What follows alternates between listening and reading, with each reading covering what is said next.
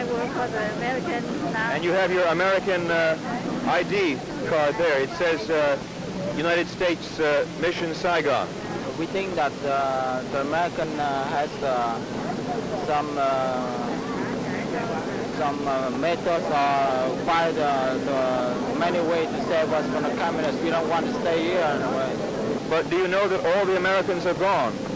Yes, I know that, but I must come in case, just in case. But there's no way because all the helicopters are gone. Can you help us? There is no way I can help because we are staying here. We are staying in Saigon.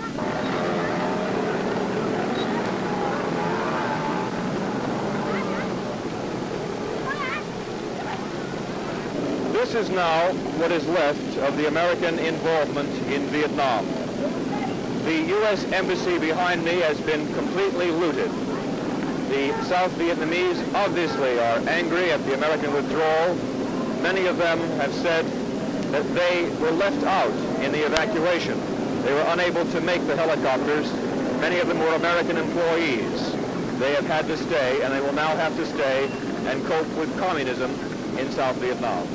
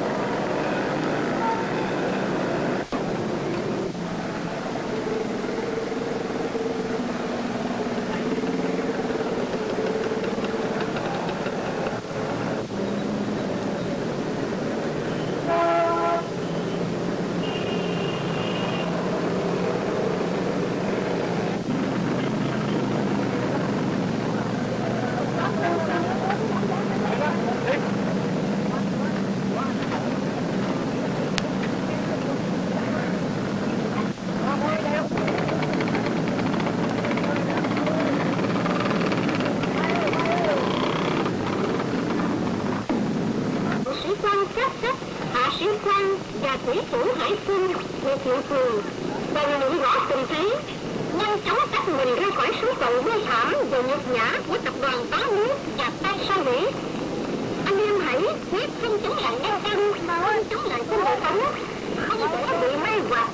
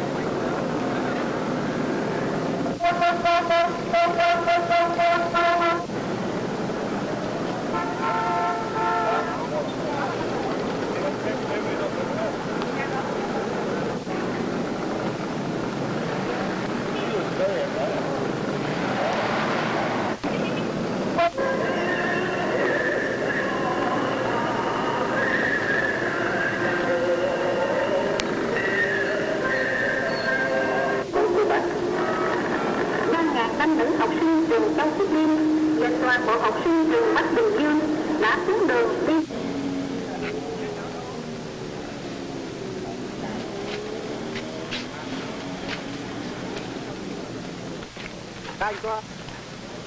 Anh ngồi chứ.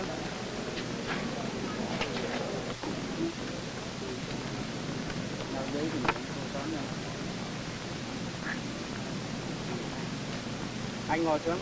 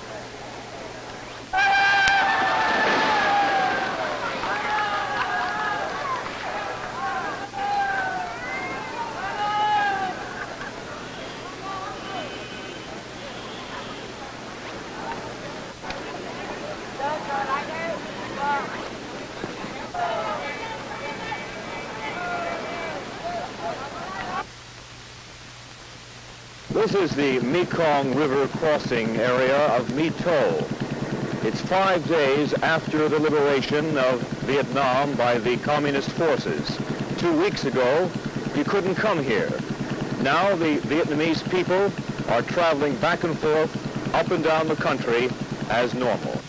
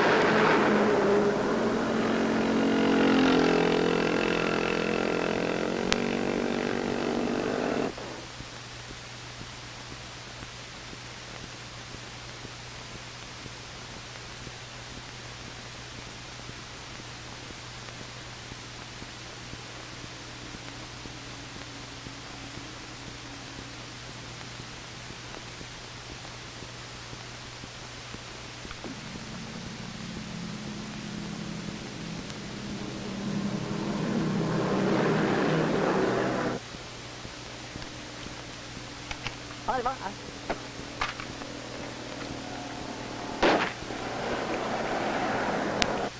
Thôi. Đỡ. Hay quá. Đi dành ra hay đó. À bắn ở đây hay á.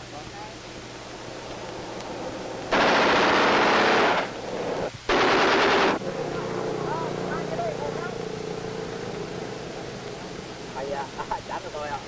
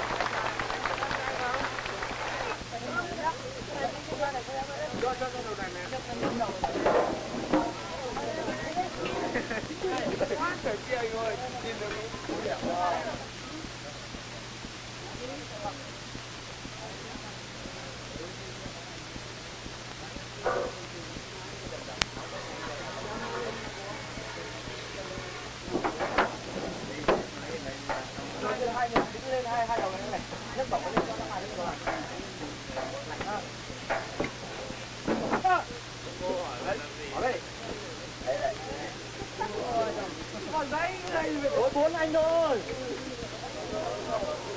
Bốn anh mà muốn lên là cái dầm này thôi.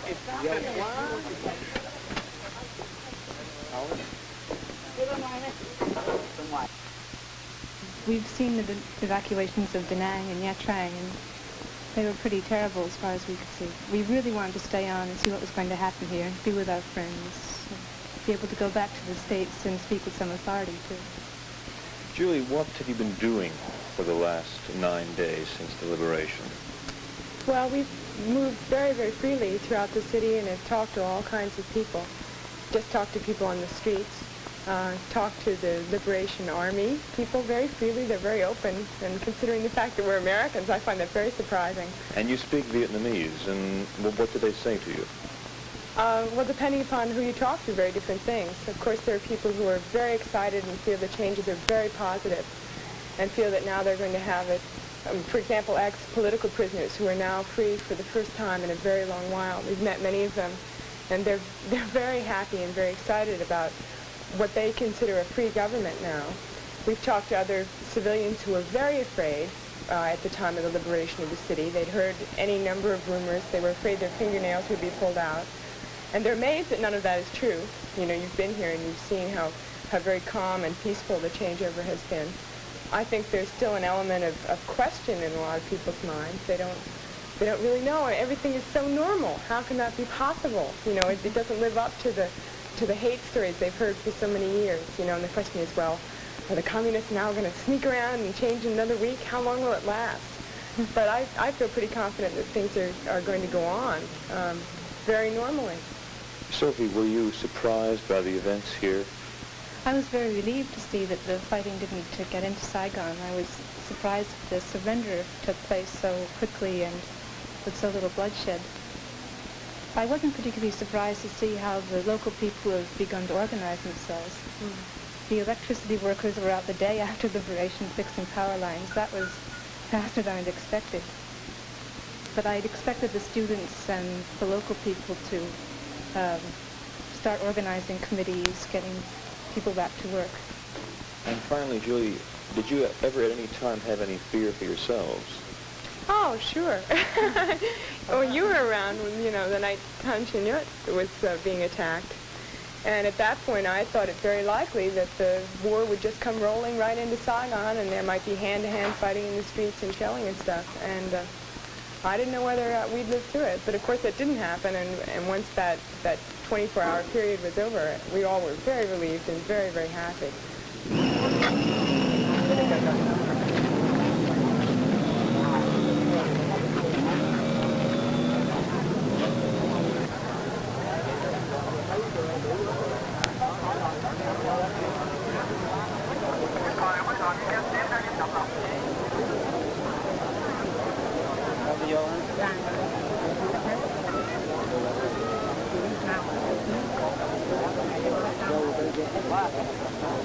Sài Gòn gia định này cũng như đem lại đời sống bình thường. Chính phủ cách mạng lâm thời Cộng hòa miền Nam Việt Nam hoàn toàn ủng hộ lực lượng võ trang nhân dân giải phóng của chúng tôi.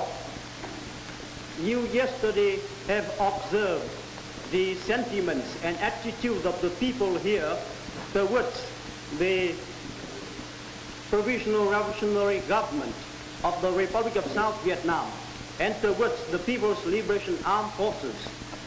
It is to fully support the PRG and support the armed forces of the people.